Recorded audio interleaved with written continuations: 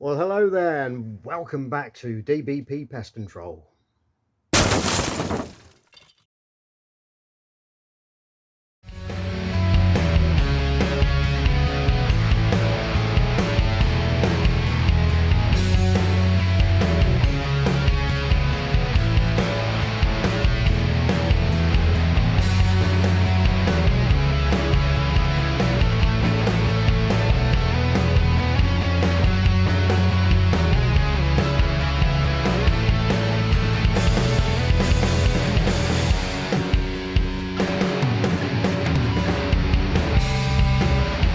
Hello there, and it's the 5th of January, so first and foremost, Happy New Year to all my subscribers, and of course anybody else who's found my channel in the last few days.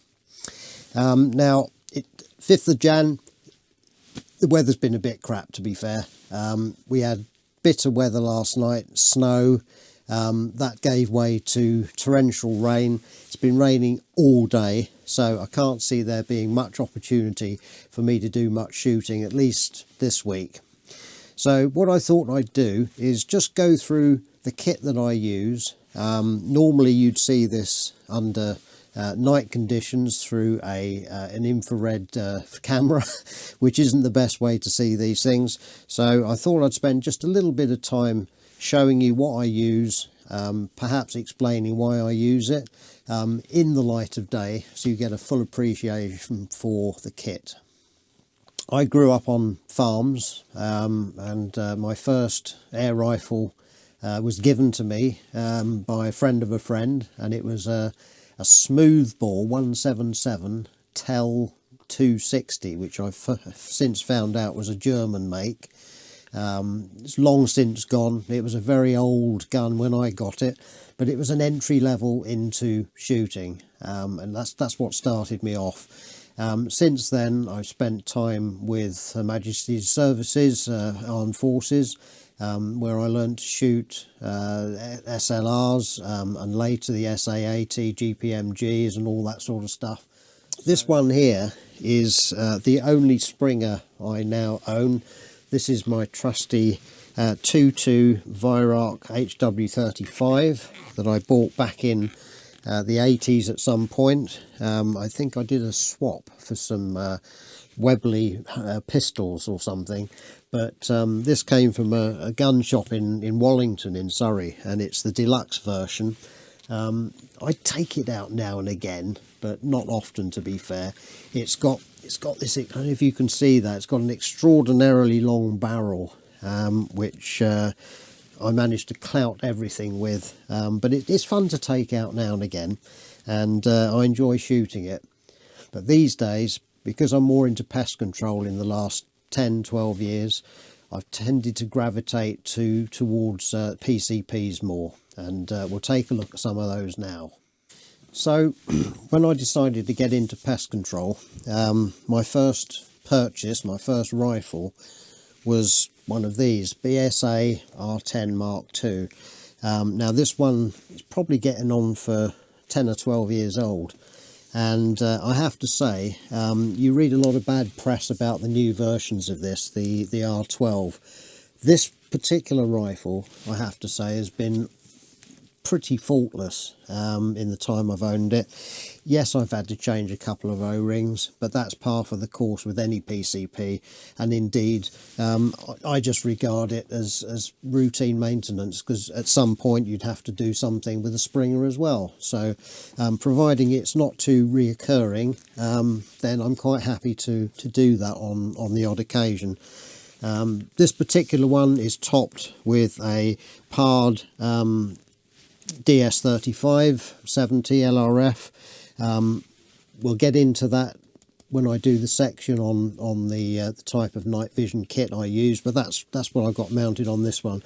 This particular rifle is in 2.2, and on the end here, I don't know if you might not be familiar with these, they're quite compact, and this is a Webley moderator.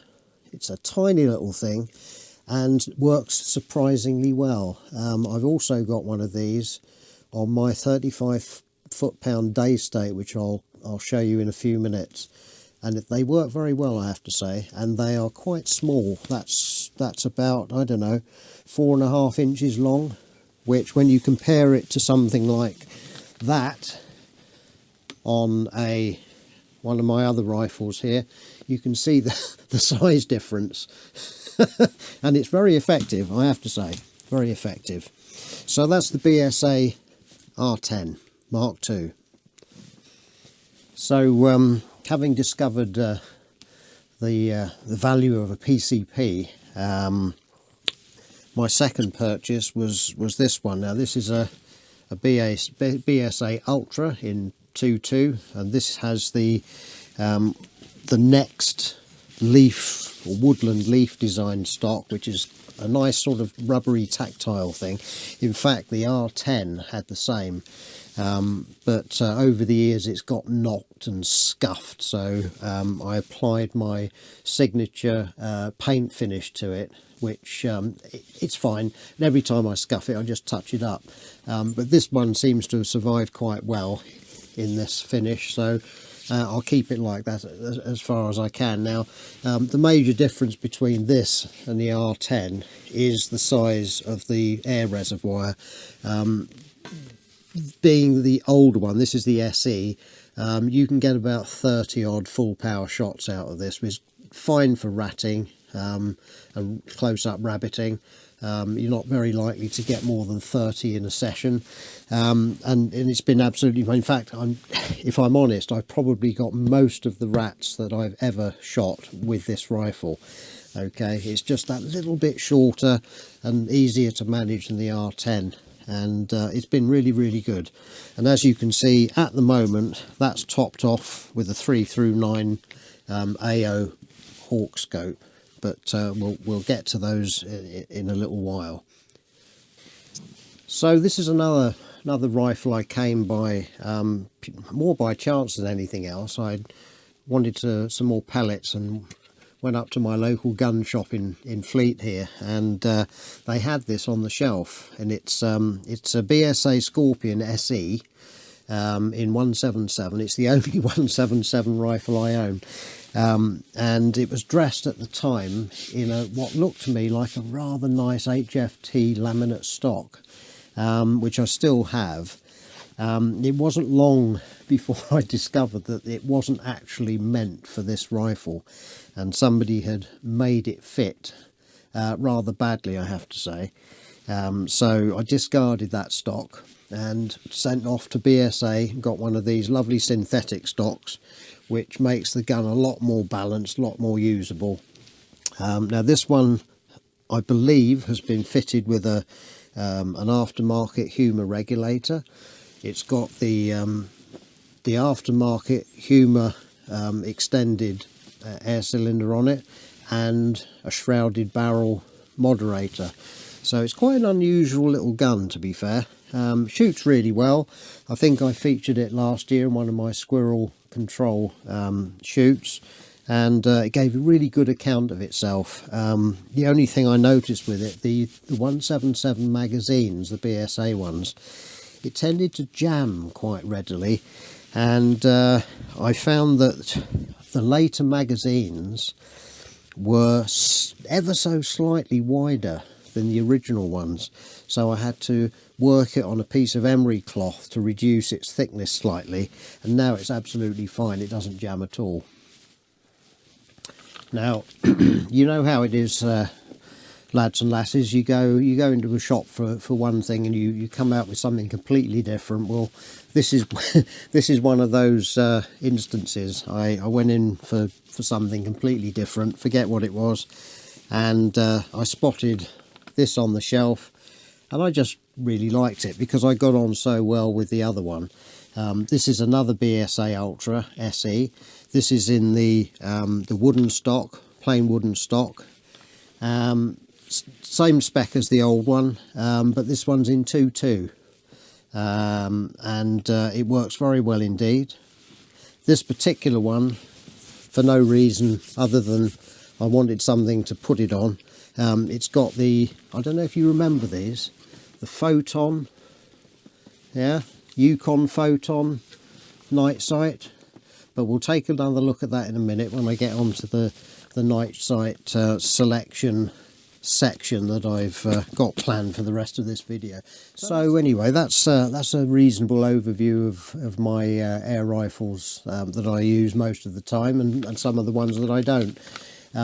Now stick with me, and we'll go on to the next section in a second or two, and I'll show you some of the progression of night sight equipment that I've used over the years, and what I've eventually settled on to be what I think suits me anyway, to be the best at this current time. Alright, so don't go away. When I got into night shooting some, I don't know, 10 or 12 years ago, the available equipment was not quite as good as it is now, let's say. Now what I started with, I quite like the Hawk scopes. Now this particular one here is a lovely little scope, 2 through 7 by 32 AO scope, and I used to use quite a few of these. I think I've got 4 or 5 of them, and I used to use them. I don't know if you remember this thing. Do you remember these? You ever seen one? Night Sight Viper. Okay, so this would plug onto the end of your scope, and this would be sitting up on a ring above the scope, and it's a little TV screen with an infrared illuminator at the front. Now they work reasonably well, to be fair. They didn't record sound particularly well. You just popped an SD card, mini SD card in there, did some tricky work with the level of the IR and the illumination of the screen and all the rest of it. Took a little while to get it right, but to be fair, they were quite effective. The only drawback with these is that they illuminated your face quite nicely, so that anything that you were shooting at could probably see you. But they worked for a while. It was a step in the right direction, and I did use that for some time, I'll be honest. And then I made the move to look at some more up-to-date equipment, and if you bear with me just a second, I'll show you the other thing that I bought after that. So you've already seen that. That's the Yukon Photon. It did record. It had an onboard IR illuminator. You could use it in the daytime and at night, although the image during the day was black and white, and you just altered the aperture here just to cut down the light during the day so it didn't flare. You couldn't lift the recordings directly out on an SD card, but with an app you could download them onto your device, your phone or whatever. It was a step forward to what we're used to seeing now. It was a 30mm scope mount, okay, very similar to some of the PARD kit that's out there now, and it was okay. It was all right for its time, and I quite enjoyed using it. The image wasn't fantastic, but it was good enough.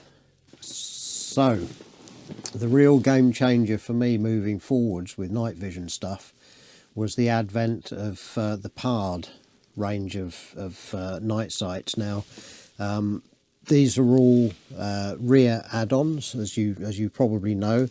The NV007A, which was the first one, they all have an adjustable for spot and flood infrared illuminator, which are very good, in fact, on their own. Very often if you're shooting sort of up to 30 or 40 meters, you don't need an add-on illuminator. These are perfectly fine. The early ones, the NV7A, were not waterproof particularly. Neither were the ones that come after, the V. They weren't particularly waterproof either. However, as a shooting tool, they were great because they gave you the opportunity to use a really good clear optic during the day, and then just snap that on for night shooting, and you got a really good 1080p rendition at night in infrared, black and white obviously, but you could also get a colour 1080p colour image during the day if you wanted to do some recording with it. Great little tool, and now you can pick them up really cheaply. I was so taken with it, I sort of went along with the different issues that they made. So that's the next one, that's the V. Not substantially different, I have to say. It was a little bit different, and if I had the opportunity to A/B them now, I probably wouldn't have bothered with that one, to be quite honest with you.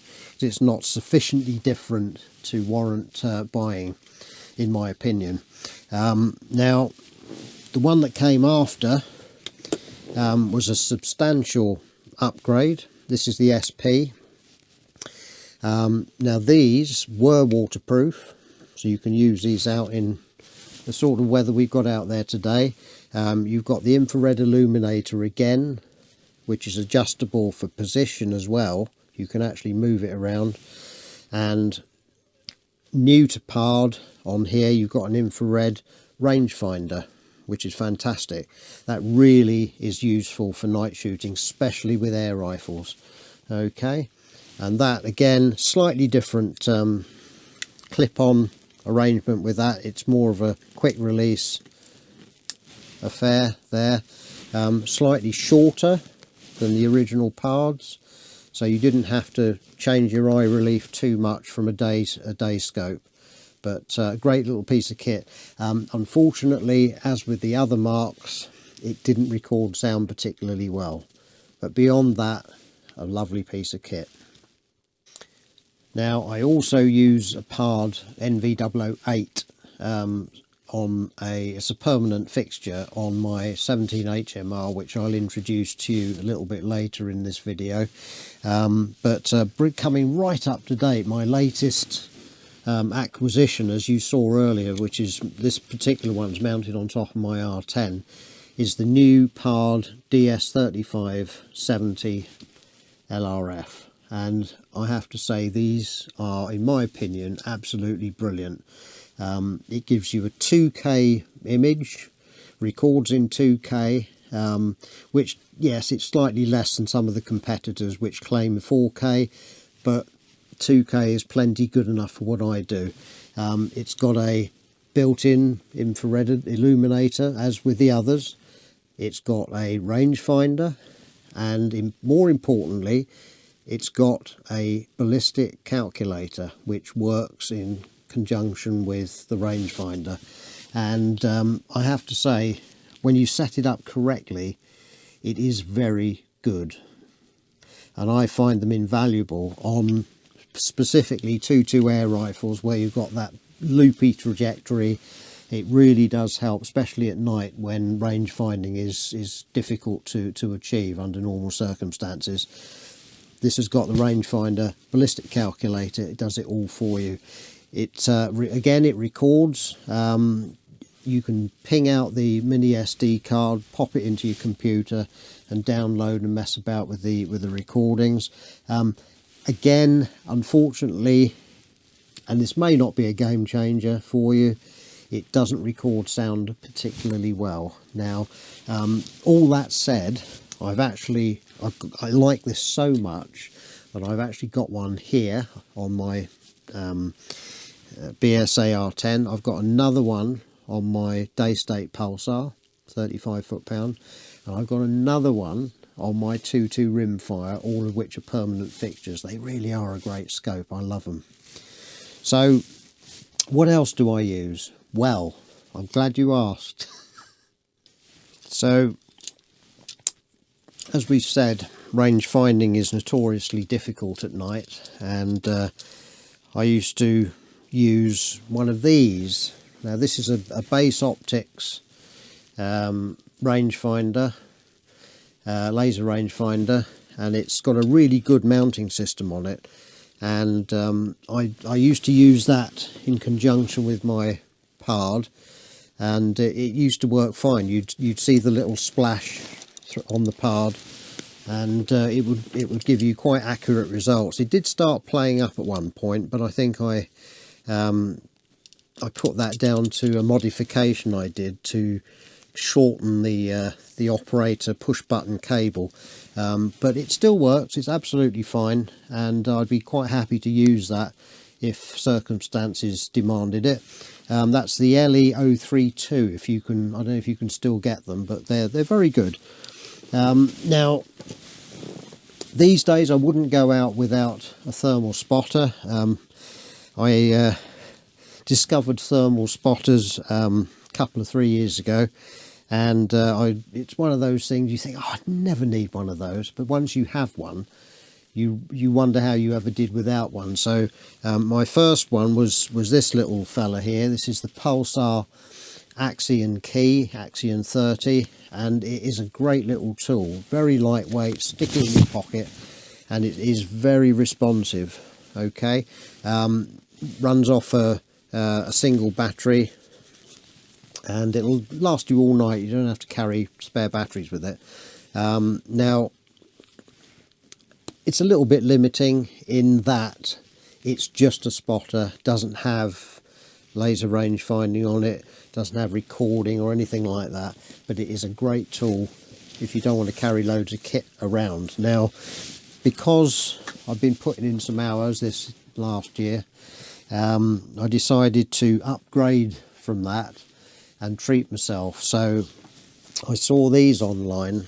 I think this was Blackwood Outdoors, and it's the Pulsar LRF QXQ35 merger, and they are a laser rangefinder thermal spotting binocular, and they are really good. So it's got the laser rangefinder in there, and it also records sound extraordinarily well. Now, I've used these on 3 or 4 outings towards the end of the year, and I found them to be absolutely excellent. So yeah, if you can front the money for them, they're a bit of a game changer. Well, for me anyway. Now, I nearly forgot about this. I've got 2 of these. I've got the N870 and the 970. I tried these along the way, and at the time they were kind of cutting edge. Now, these are the Pulsar N970. In fact, I think this is the 870, but never mind. They're both pretty similar. One had a marginally better image than the other. Now, as you can see, it's quite light, but made out of some sort of plastic. It's a bit on the big side though. That's getting on for 12 inches long, I guess. And they were quite limiting in some respects, and I'll tell you about that. What they did have was a rangefinder, which was really useful, and I used that on some of my larger caliber firearms for a while, until I discovered something better.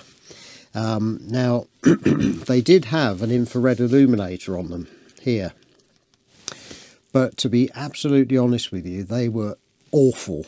They were really bad, almost not worth having, and you had to use an auxiliary infrared illuminator on the top. There was no getting away from it. And one of the other limiting factors is that they didn't have any onboard recording, so they had a port on the side, and you could trail a lead to a little recording device in your pocket or something. So they weren't ideal back then, but I have to say, even now, the nighttime image on that using an infrared illuminator is really good, even now. It's just not practical in any other ways. During the day, similarly, here, as on the Photon, you had this sort of shut down aperture to use during the day, so you didn't get too much light flooding in there, but it only gave you a daytime black and white image, which wasn't that good, to be quite honest with you. And it made zeroing at say 100 meters in the daytime quite a chore, quite difficult. But it was good. It had an onboard one touch zero thing and all the rest of it, but it was just a bit of a handful and a bit limiting in what it could do. So I stopped using that. And at that point, I think, having reached there, you've seen all my air rifles, and we talked about some of the kit that I use at night. So just give me a second and I'll get some of the FAC stuff out, and we'll have a look at some of that. So as my permissions grew in size, and I'm sure you know how it goes, once people cotton on to the fact that you're in the business of pest control, they'll inquire as to whether you can do this or that. And so I went the Firearms route, and as an entry into that, I was just sort of testing the water, I guess, initially, to find out what the response of my local constabulary might be should I decide to go that route. And my area FEO was a great chap, got on famously with him, and he approved my first foray into firearms, and I went off and bought a Daystate Pulsar in 2.2 in 35 foot-pound, and it wasn't quite the leap forward that I was expecting, perhaps, but it certainly was a leap forward in terms of the ranges I could shoot over.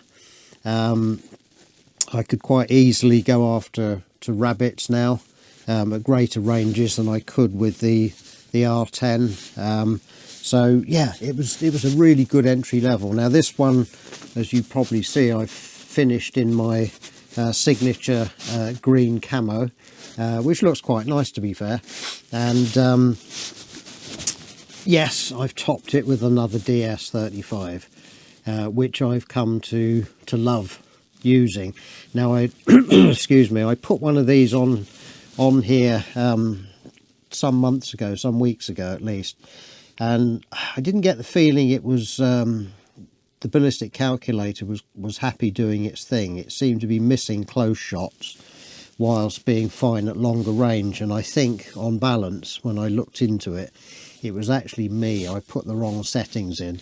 So I've tested this over varying distances now with correct settings, and it's perfectly fine out to 60-70 meters, and is equally fine in at sort of 9 or 10 meters close range. So I think that proves it was my error and not the rifle.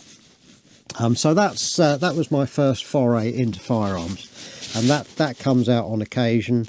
It's got 3 power settings. On low power, I think it's pumping out about 20 foot-pounds with 18 grain JSBs or H&M Barracudas. On full power, it's 35 foot-pounds.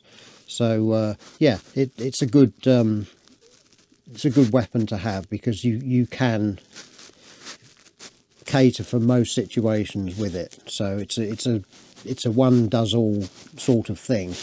Okay, wouldn't necessarily use it against pigeons up on high roofs where you've got corrugated asbestos roofs.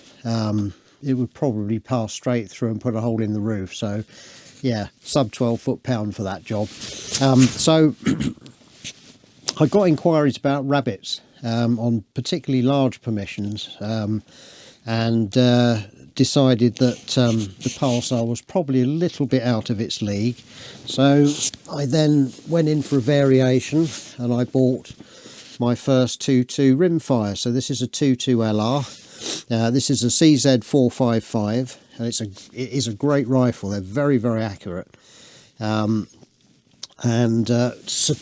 surprising thing with the 455 is that you can buy them with different barrels. So when I first got this one, I put in for a WMR barrel as well to get the best of both worlds. I don't use this anymore in favour of my 17 HMR, but with 10 minutes to spare, with an Allen key, you undo 2 screws, take it out of the stock, undo a couple of screws, withdraw that barrel, and pop whatever barrel you want in there, and you can get the 2.2 LR barrel, 2.2 WMR, or indeed the 17 HMR, and they all go in the same receiver. The only difference is as the size of the magazine diminishes from 22 WMR down through to 22 LR, you have to put a little plastic sleeve in the magazine port there to sleeve the size down to accept that particular magazine. But they're very good gun, very reliable, little bolt action rifle, superbly accurate, as I say. And yes, that's another DS35 on the top. So that was that. I then, just because I fancied one, I went out and bought another 455. This one is in 17 HMR. I'd heard a lot about the speed and accuracy and flat trajectory of the 17 HMR, so I thought I'd go and try one just for shits and giggles, as they say. And I put this one in an MDT LSS 22 stock, which is a billet aluminium stock. Again, applied my signature paint job to it, and it looks pretty nice actually. I'm quite happy with that. And you know, if it gets scratched on an outing, just touch it up with a bit of paint. That's all that is. This one, and I mentioned before I had a PARD NV008. Well, that's what's on here, on an Eagle Vision rail. That sits on there all the time. It's got the rather good, as they all have, infrared illuminator, and on the side here you've got the laser rangefinder. It doesn't have a ballistic calculator, but to be fair, on this rifle the trajectory is so flat from what I would say close range, or 20-25 meters, right out to the sort of distances I might shoot with this, 100, 150, 180 meters. All of those trajectories, all of those aim points fall within about half a mil dot of my zero, which is 100 meters. So I don't need a ballistic calculator for this. Neither do I need it on my Fox gun, which is this one down here. Now this one, this is a 22 Hornet. Now the 22 Hornet is one of the smallest, if not the smallest, centerfire round you can get. It is quite a punchy round for what it is, to be fair. It's not a 308, it's not in that league, but it will take foxes out to nearly 200 meters, which, to be fair, suits me because that's what my permissions dictate. Okay, I don't need a high-powered rifle, so the 22 Hornet fits my requirements quite nicely. Now again, this is a CZ. This is the CZ 527 American. It's not a bull barrel, it's quite a lightweight barrel, and I've topped it with a Wildcat moderator. And in this case I've got a Hawk, one of the newer Hawk Air Max scopes on it, and because it's got such a flat trajectory, as I say, I don't need ballistic calculator or anything like that. So if I'm using this at night, which I normally do on foxes, I'll just put that PARD SP on there, and I've got a laser rangefinder, and that's all the information I need. Okay, so that's a great combination, and I normally use that with a supplementary IR torch just to get that extra distance on the IR, and it works extremely well, I find. So I think, on balance, that's probably enough from me. You're probably all bored by now, but I thought that might be a good opener for 2025, because this is the sort of kit that I'll be using throughout the year, and I thought you might like to see it in the light of day rather than through a black and white image on my night shooting stuff. So I think that's all from me. Have a great year, and I will catch up with you as soon as the weather gets better and I can get out there and do some shooting. Alright, so that's all from me. This is Doug Boyce signing off for DBP Pest Control.